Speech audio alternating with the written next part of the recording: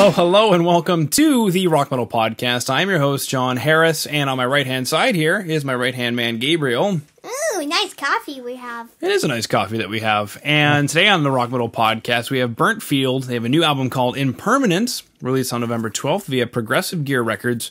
Right now in the coffee shop, I'm being joined by Juho to share some more information about this stellar release. So Juho, welcome to the show. Thank you very much. My pleasure. Absolutely. Sir, how do you like your coffee? Coffee black. Just black. Without anything. Coffee's good, yeah. So, Juho, tell us about this album, Impermanence. What is this album about? Impermanence, yeah. It's the second album of BURNTFIELD, and it's been 3 years since the release of Hereafter, which is our debut, also on Progressive Gears Records. And this album, I feel like it represents BURNTFIELD at its most versatile and multi-layered to this date. Given that BURNTFIELD started off in 2012, actually back in Finland when I was based in at the time, and then it sort of emigrated with me. I'm currently based in Amsterdam, the Netherlands, so I have and the band is more Dutch at the moment than it is Finnish. I'm the remaining Finnish connection, but I could say it's more of an Amsterdam-based band at the moment. But that Impermanence, the Impermanence album, it's been a long time coming, and writing actually started already. Some of the songs that we'll be discussing were actually already written before the release of Hereafter, so it's been a long time brewing and years of getting material right and getting it all together, and before finally now it's ready to see the light of the day. So it's an exciting time to finally be on the verge of its release, as always. Yeah, absolutely. Now you mentioned his second album. Yeah. And kind of what touched base on this a little bit because you relocated. The band is a little more Dutch now than it is Finnish. Yeah, correct. Did that just naturally create a different album, or did you want to do something consciously to create a different album? It's interesting because the debut album was also kind of half Dutch, half Finnish. You could say that. Like the drummer and bass player were already on board on the debut album, so that was. But then the Finnish connection has remained, so that the studio work, most of the studio work, was actually done in Finland. I also flew them over to Finland to continue work in the same studio in Helsinki, Sonic Pump Studios, where we recorded. So in a way, you have the Finnish influence and the Dutch musicians' signature on the album as well. And of course, the years I've spent living abroad have naturally, I think, shaped the kind of music that it has become. But the core has remained the same. So strong melodies, powerful harmonies, and emotional charge in the music. I think that's something that has not changed. Changed nevertheless. Yeah. Okay. Yeah. Now I understand Sonic Pump Studios has a sauna. Is that why you flew everybody to Finland? Because in Amsterdam, the recording studios don't have saunas? Not the only reason, but it's a nice little extra, for sure. Yeah. Okay, because I can think of a lot of great music that comes out of Amsterdam. I guess I'm a little more curious. How come flying everybody out? Didn't that cost a lot of money, or was it actually cheaper? I think it had to do with, because again, going back to the process of the first album, I wanted to do things differently, because back then we recorded actually drums and bass in a different studio in Amersfoort here, close by Amsterdam, and it's just that was then followed by transferring all the files to a different studio, and then me continuing. I was doing overdubs then in Finland that summer 2017 when Hereafter was recorded. That's years ago, but that just didn't feel. We looked back and then thought, okay, why not do it all from the beginning in the same studio, in the same room, with the same mindset, same recording technique, same engineer. So, and that did contribute, I think, to an even more organic and unified result, I could say. Yeah. So it was just a desire to do things differently and really have it right from the start and avoid all the hassle of switching studios in between. So that was actually the reason. Okay. Did you use the sauna? I think, yeah. The Dutch guys aren't so fond of so actually, but I'm always up for something, for sure. Cool. Amsterdam. How? Basic question. Obviously, might be a lot of things different, but what's What's the biggest takeaway and difference, I guess, between Finnish culture and Dutch culture?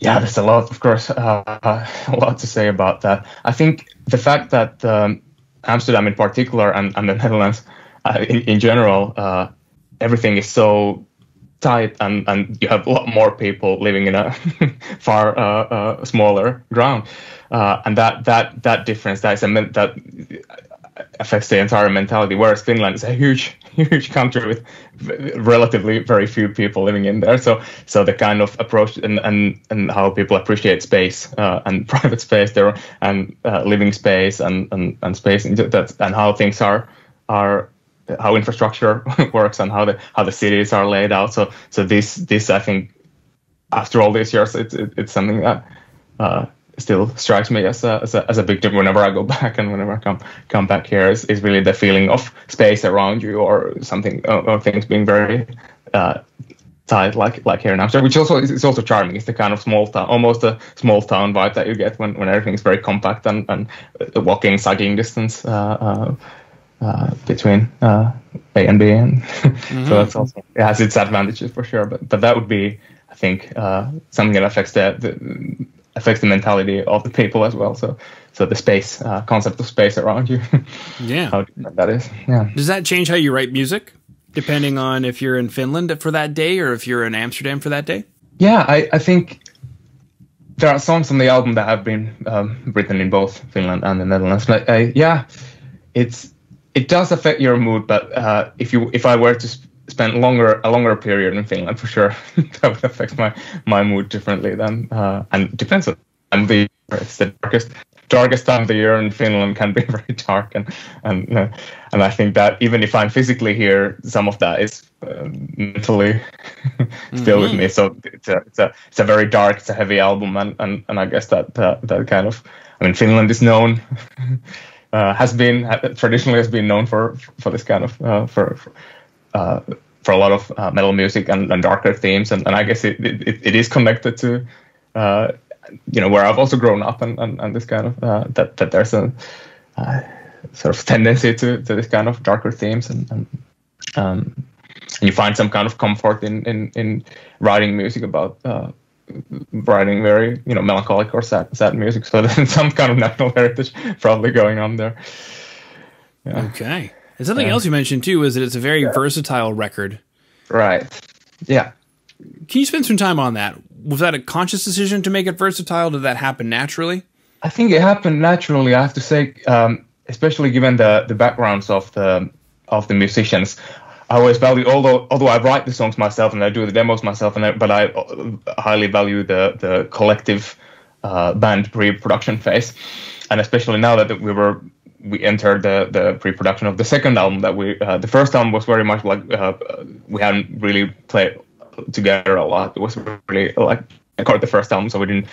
This is the drummer and the bass player who stayed on board, and now knowing their strengths and their backgrounds and their influences, so we could actually, I think, have a better understanding as a band what we want from the sound, and then arrangements, their contributions on the record also, I think our versatility also comes from that. Like I knew better how to utilize their songs, like for instance, "Trust in You," which has this kind of funky, almost a funky groove going on that I knew that they could pull off a very convincing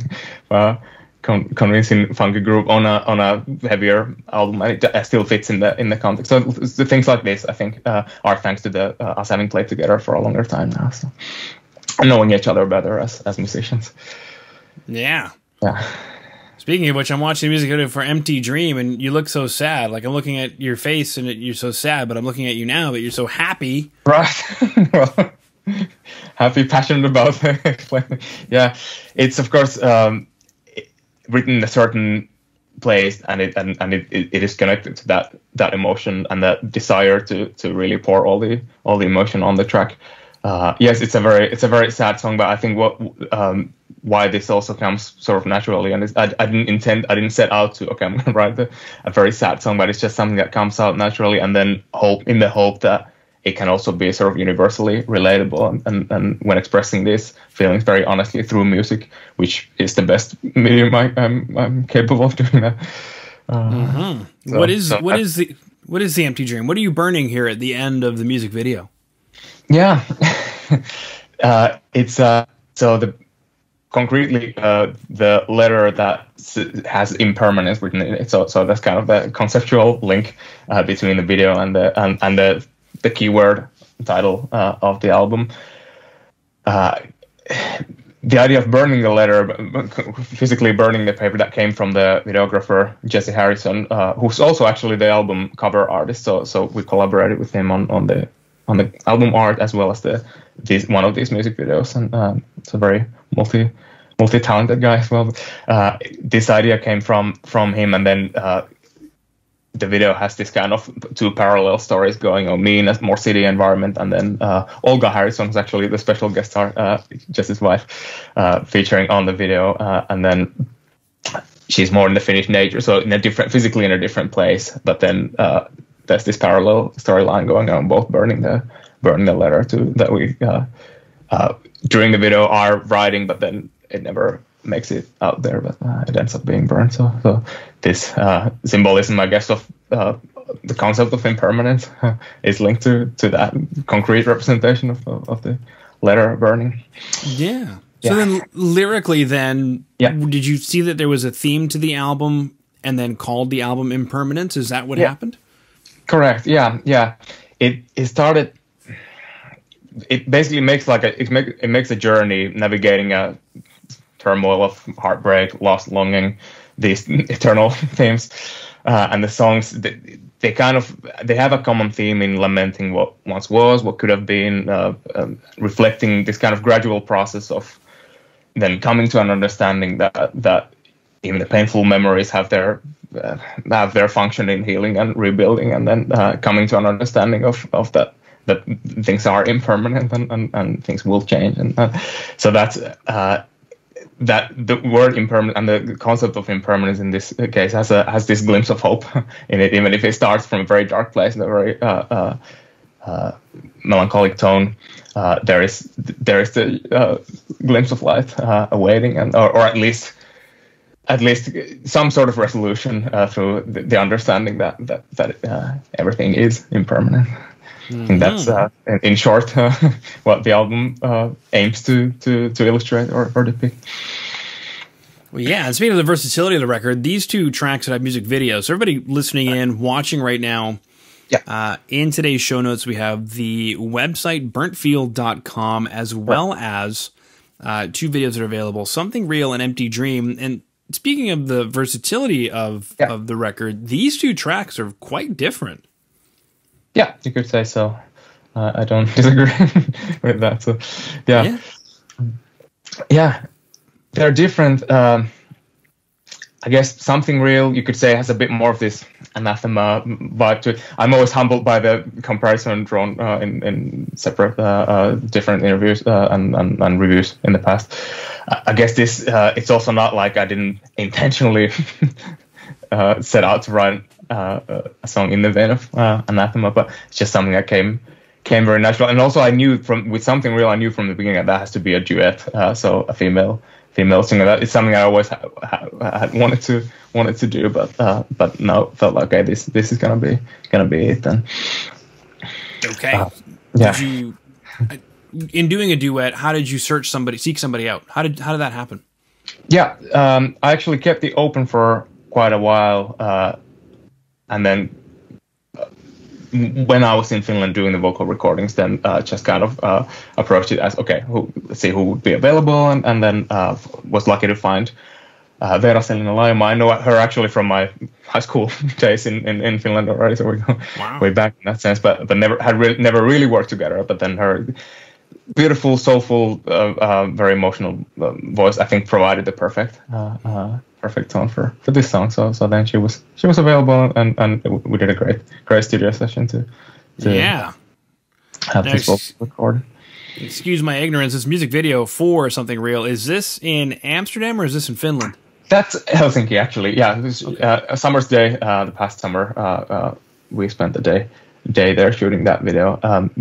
and that video was shot by, I have to credit here, Topias Kupiainen, who actually also then contributed. I have a bunch of these multi-talents working on the album because he also did sound design for a couple of tracks on the album, like strings and sound effects on some of the, and he's known also as the drummer of melodic metal band Arion, a Finnish metal band that also definitely worth checking out. That his contributions, both on the visual and the audio side, were also played an important role in this album. Wow. Okay, yeah. It looks pretty busy. I guess some restrictions were lifted during that time. Correct. Yeah, it was July.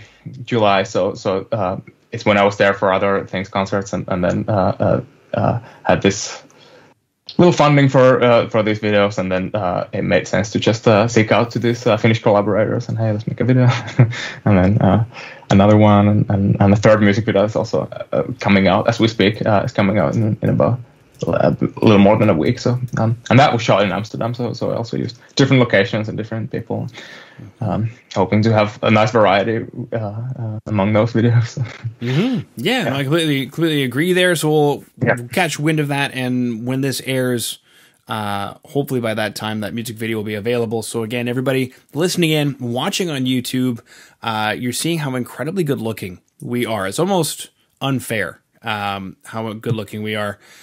BURNTFIELD.com will be available. The album Impermanence out 12th of November via Progressive Gears Records, available everywhere you consume music. And then the music videos that are available at the time of airing will be in the show notes. As of time of recording, Something Real and Empty Dream.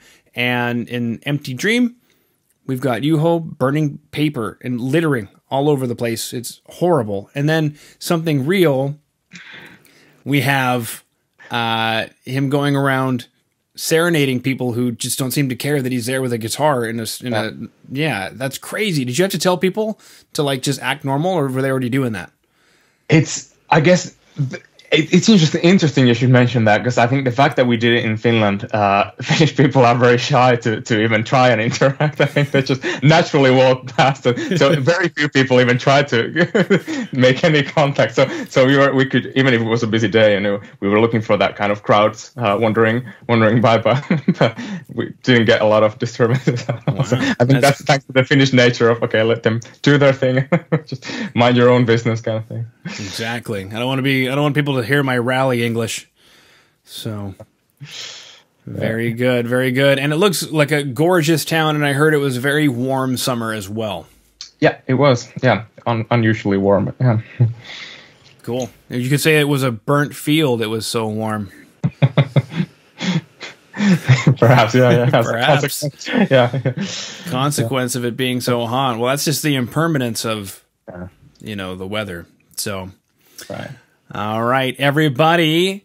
New album, Impermanence, out 12th of November via Progressive Gears Records, BURNTFIELD.com. Juho, that concludes my questions. Thank you so much for coming on. Thanks so much for having me. Thank you. My absolute pleasure.